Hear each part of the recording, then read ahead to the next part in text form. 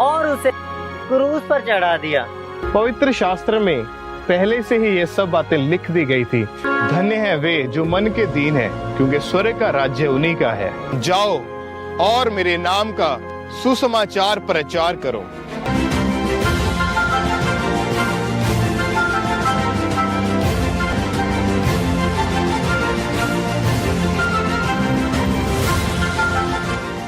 आमीन आमीन आमीन। खुदा का वचन कहता है मेरे दोस्तों कि एक बड़ा गवाहों का बादल तुम्हें घेरे हुए है, जिसका मतलब है कि आपको हर एक जगहों में परमेश्वर के वचन के अनुसार कार्य होता हुआ दिखाई पड़ता है। परमेश्वर अपना वचन आपके सामने जीवित प्रमाणित करते हैं, ताकि आप जानो कि हमारा जो परमेश्वर है, जिसने हमारे लिए अपने प्राणों को दिया है, जो आज भी स्वर्ग में जीवित है, वो सच्चा है और वही एकमात्र है जो आपको उद्धार दिला सकता है, जो आपको स्वर्ग ले जा सकता है। पर आज भी कुछ मनुष्य उसे नहीं जानते कि वो कौन है और उसने क्या किया, वो धरती पर कब आया, वो कैसे मुर्दों में से जी उठा और किस तरह स्वर्ग को जीवित उठा लिया गया। तो हम आपके लिए एक छोटा सा वीडियो क्लिप लाए हैं, जिसके द्वारा आप जान सको कि प्रभु यीशु मसीह ही एक जीवित परमेश्वर है, क्योंकि एक सच्चा परमेश्वर ही ये सारा कुछ कर सकता है जो इसमें दिखाया गया,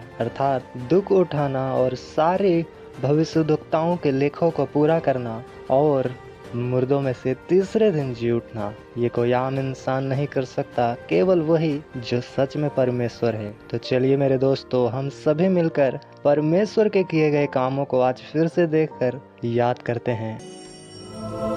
सबको जय मसीह की। जैसा कि आप सब जानते हैं कि प्रभु यीशु मसीह ने पापियों को बचाने के लिए इस धरती पर जन्म लिया। परमेश्वर ने अपने इकलौते बेटे को इस धरती पर इसीलिए भेजा ताकि जो कोई इस पर विश्वास करे वह नाश ना हो, बल्कि अनंत जीवन का अधिकारी बन जाए। तो आइए हम देखते हैं जब प्रभु यीशु मसीह ने अपने चेलों के साथ प्रभु भोज को लिया। मैं तेरा धन्यवाद करता हूँ कि तू हमारे साथ है। तुम सब इसमें से लो।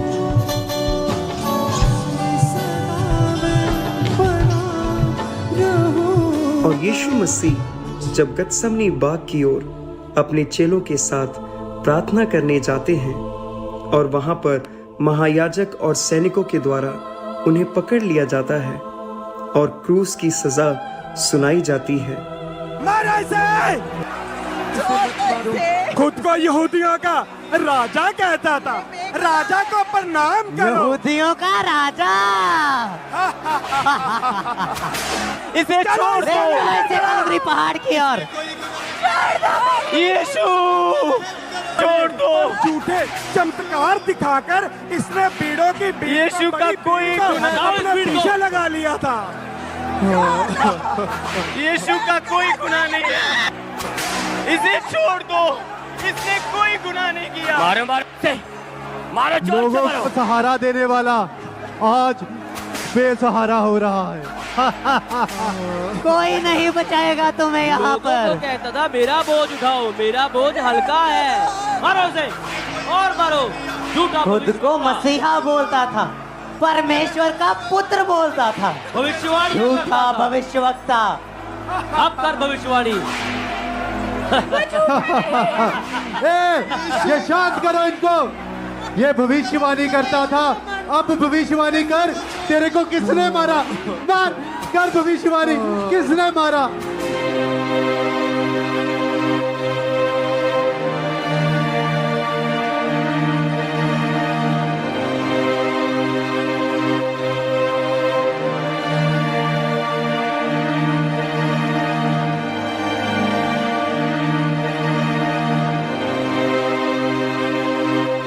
प्रभु यीशु मसीह ने हमारे ही गुनाहों के लिए क्रूस पर अपने आप को कुर्बान कर दिया।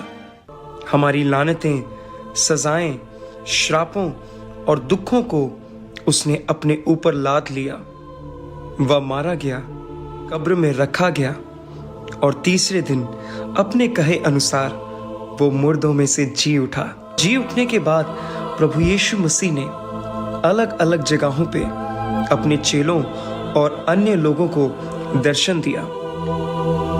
और यही नहीं, जी उठने के 40 दिनों तक प्रभु यीशु मसीह अपने चेलों के साथ साथ रहे।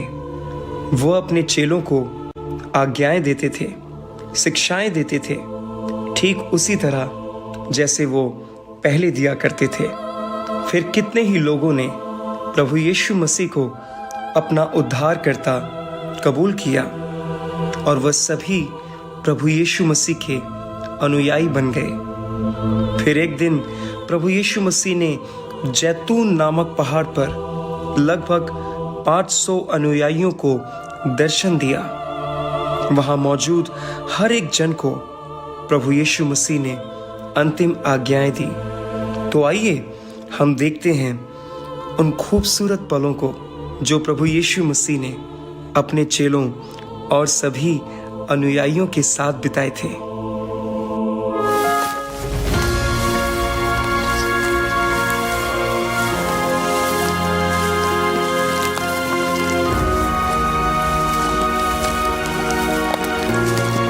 हे भाई, उन्होंने यीशु के साथ बहुत बुरा किया। उन्होंने यीशु को पकड़वाकर सूली पर चढ़ा दिया। हाँ भाई, दिन भर मेरे भी मन में यही बातें चलती रहती हैं कि उन्होंने किस तरह उसके साथ बर्ताव किया और उसे बेवजह क्रूस पर चढ़ा दिया। और उसको इतनी बेरहम मौत दे दी कि उस पर तरस ना खाया। सुनो, ये कौन सी बातें हैं जो तुम आपस में कर रहे हो? हे भाई, क्या तुम यरूशलेम में परदेसी हो? क्या तुम नहीं जानते कि इन दिनों में यरूशलेम में क्या बातें हो रही हैं? कौन सी बातें? और तुम दोनों किसके बारे में चर्चा कर रहे हो? हे भाई, मुझे लगता है कि ये सच में यहाँ पर परदेसी है। हे भाई, हम यीशु नासरी के विषय में बात करते हैं, जो परमेश्वर का जन था और वचन और सब तरह के कामों में सामर्थी था। परंतु हमारे महायाजकों और सरदारों ने उस परमेश्वर के जन को बेवजह मृत्यु की सजा सुना दी और उसे क्रूस पर चढ़ा दिया। और हमें उससे आशा थी कि ये इज़राइल का छुटकारा करेगा। परंतु इन बातों को बीते हुए आज तीसरा दिन हो चुका है। लेकिन आश्चर्य की बात तो ये है कि हम में से जो औरतें हमारे ही साथ रहती थी, जब उसकी कब्र पर गई तो देखा कि कब्र का पत्थर तो हटा हुआ था और उन्होंने वहां पर स्वर्गदूत के दर्शन को पाया। और उस दूत ने उनसे बोला कि वो यीशु नासरी यहाँ पर नहीं है, वो अपने वचन के अनुसार मुर्दों में से जी उठा है। और जब उन औरतों ने हमारे साथी भाइयों को बताया तो हमारे साथी भाई भी इस बात की पुष्टि करने के लिए कब्र देखने को गए। और जब उन्होंने भी कब्र को देखा तो कब्र खाली पड़ी थी। और बस इसी बात का हमें आश्चर्य है। हे निर्बुद्धियों, क्या अवश्य ना था कि मसीह दुख उठाए और महिमा में प्रवेश करे? पवित्र शास्त्र में पहले से ही ये सब बातें लिख दी गई थी कि मसीह पैदा होगा, वो दुख उठाएगा, वो मारा जाएगा, परंतु वो तीसरे दिन मुर्दों में से जी उठेगा।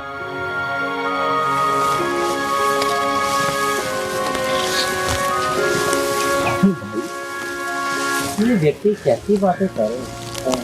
चलो इससे थोड़ा और पूछो। रुको, देखो शाम ढलने पर है।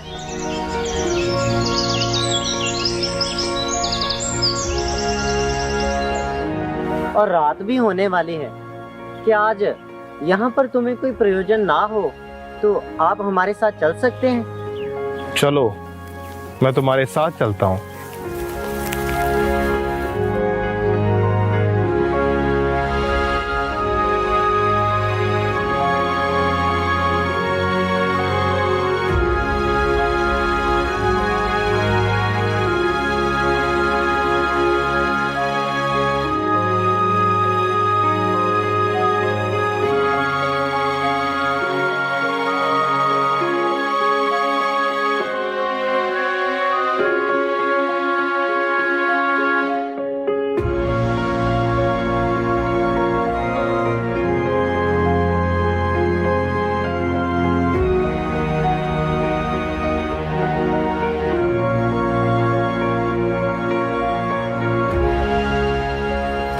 प्रार्थना करते हैं। हे मेरे पिता, मैं तेरा धन्यवाद करता हूँ आज के दिन के लिए और इस रोटी के लिए।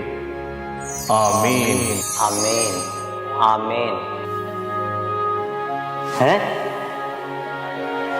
ये तो प्रभु थे। हाँ, ये तो प्रभु थे। कहाँ गए?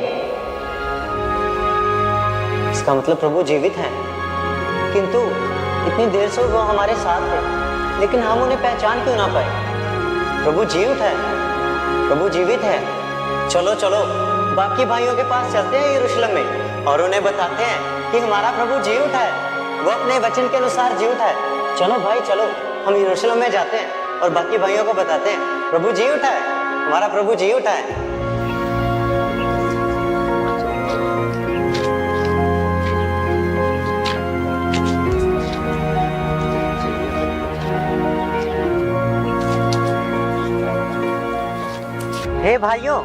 हे भाइयों, हमने प्रभु का दर्शन पाया। प्रभु का दर्शन पाया? हाँ हाँ, हमने प्रभु का दर्शन पाया है। प्रभु का दर्शन पाया है? हाँ हाँ, प्रभु का दर्शन पाया। जब हम इमाउस से यरूशलेम की 7 मील की दूरी पर थे, एक व्यक्ति हमें मिला और उसने हमसे पूछा कि तुम क्या बातें करते हो। जब हमने उसे यरूशलेम का सारा वाक्य बताया तो वो व्यक्ति ने हमसे भविष्यद्वक्ताओं की बातें कही जो प्रभु ने हमें बताई थी।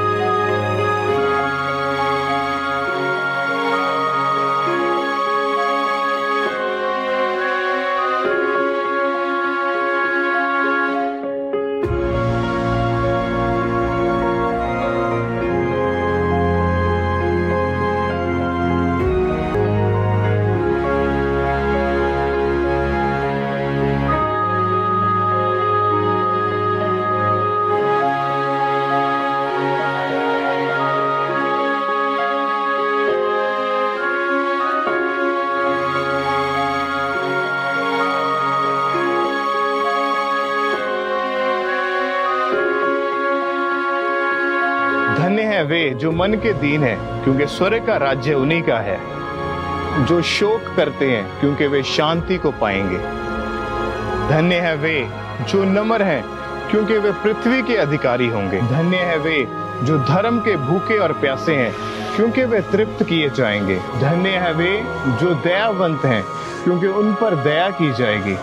धन्य है वे जिनके मन शुद्ध हैं, क्योंकि वे परमेश्वर को देखेंगे। जो मेल करवाने वाले हैं, क्योंकि वे परमेश्वर के पुत्र कहलाएंगे।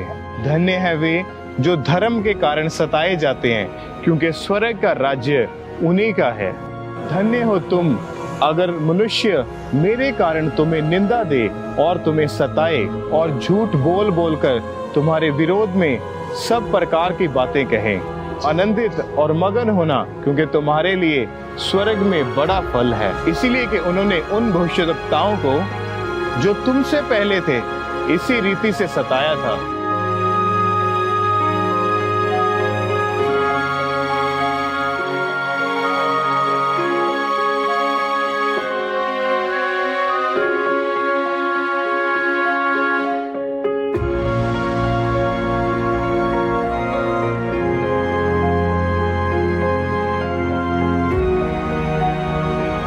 और फिर जब हमने अपने साथ उसे बुलाया कि आज शाम ढलने पर है और रात होने वाली है, तुम हमारे साथ भोजन करो।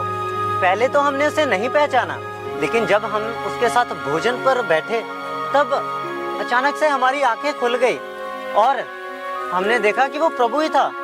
हाँ भाइयों, हाँ प्रभु अपने वचन के अनुसार जी उठे हैं। हाँ, वो अपने वचन के अनुसार जी उठे हैं। हाँ, प्रभु हमारा जी उठा सच है। में प्रभु जी उठा है। प्रभु की महिमा हो। उसके वचन के अनुसार उसने सच में वो जी उठा है। प्रभु हमारा जी उठा है। अनुसार जी उठा है। प्रभु हमारा जी उठा है। हाँ हाँ हाँ भाई, प्रभु जी वो उठा अपने है। वचन के अनुसार जी उठे हैं। हाँ, प्रभु हमारे जी उठे हैं। जी उठा है। प्रभु हमारे जी उठे हैं। प्रभु की महिमा हो। प्रभु की महिमा हो। भाइयों, प्रभु अपने वचन के अनुसार जी उठा है। प्रभु की महिमा हो। प्रभु की महिमा हो। प्रभु हमारा जी उठा है। तुम्हें शांति मिले। तुम क्यों घबराते हो और तुम्हारे मन में क्यों संदेह उठता है? मेरे हाथों और मेरे पांवों को देखो, मैं वही हूं। क्योंकि आत्मा के हड्डी और मांस नहीं होता। तुम मुझे छू के देखो।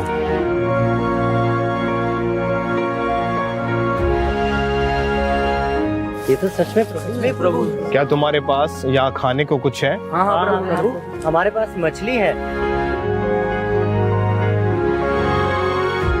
सचमुच प्रभु। प्रभु अरे सचमुच सचमुच हमारा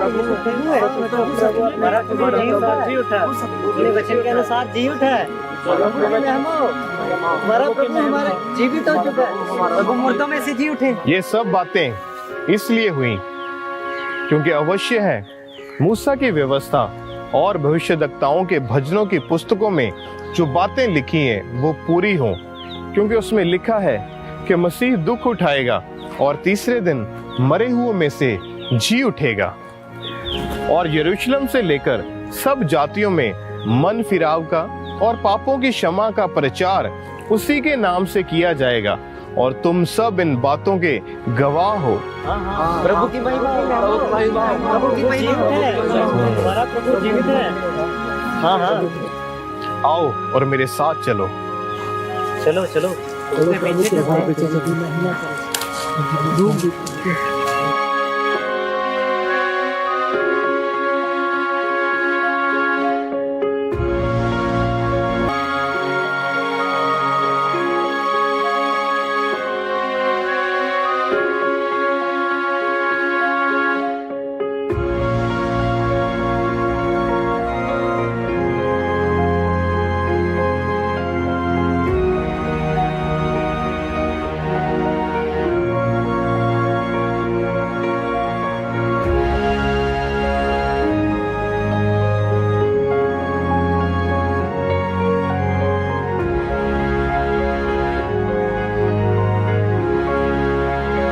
तुम्हें शांति मिले।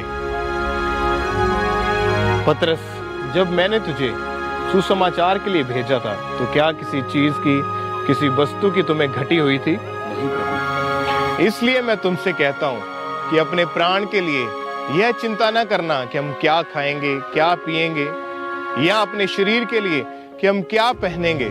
आकाश के पक्षियों की ओर देखो, वे ना तो बोते हैं ना काटते हैं, पर फिर भी मेरा पिता उन्हें खाने को देता है। परमेश्वर मैदान के फूलों को, घास को इतने सुंदर वस्त्र पहना सकता है तो वो तुम्हारे लिए क्या कुछ नहीं कर सकता। इसलिए मैं तुम सबको कहता हूं कि जाओ और सुसमाचार सुनाओ। मैंने तुम्हें सांपों और बिच्छुओं को रौंदने का और शत्रु की सारी सामर्थ के ऊपर अधिकार दिया है।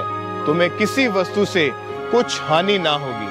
मार्ग, सत्य और जीवन मैं हूं। मेरे बिना द्वारा तुम पिता के पास नहीं जा सकते।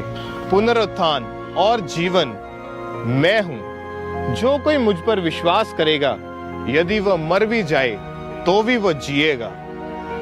मैं तुमसे सच सच कहता हूं कि जो मुझ पर विश्वास रखता है, ये काम जो मैं करता हूं वो भी करेगा, वरन इससे भी बड़े बड़े काम करेगा, क्योंकि मैं पिता के पास जाता हूं।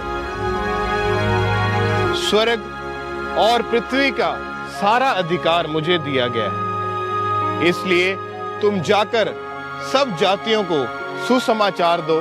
उन्हें बाप, बेटा और पवित्र आत्मा के नाम से बपतिस्मा दो, और जो बातें मैंने तुम्हें मानना सिखाई है वे उनको भी सिखाओ। जाओ और मेरे नाम का सुसमाचार प्रचार करो।